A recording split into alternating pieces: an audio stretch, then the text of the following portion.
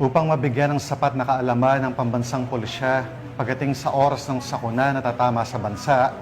Nakisa ang mga miyembro ng Regional Mobile Force Battalion 13 sa isinagawang 3-day basic life support at standard first aid training sa Basilan. Ang magandang balita ay mula kay Patrolwoman Leonora Gawang.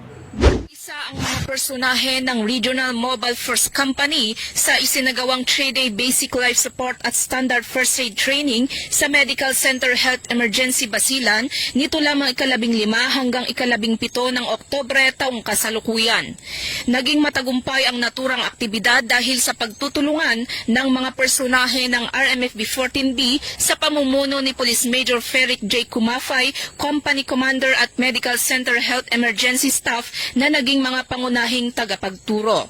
Sa isinagawang 3-day basic life support at standard first aid training, itinuro sa mga kalahok ang mga pangunahing kaalaman at kasanayan sa pagtugon sa mga sitwasyong pang-emergency tulad ng tamang pagbibigay ng CPR, pagsasagawa ng rescue breathing at pagbibigay ng paunang lunas sa mga nasugatan o nawalan ng malay.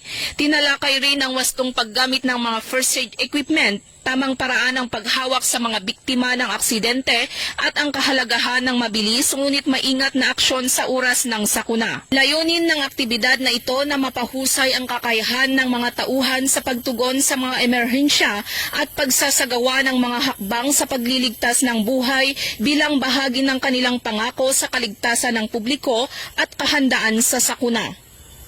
Mula rito sa rehiyon ng Bangsamoro, ako ang inyong Police News Network Correspondent, Patrolwoman Leonora Gawang, alagad ng batas, tagataguyod ng balitang pulis.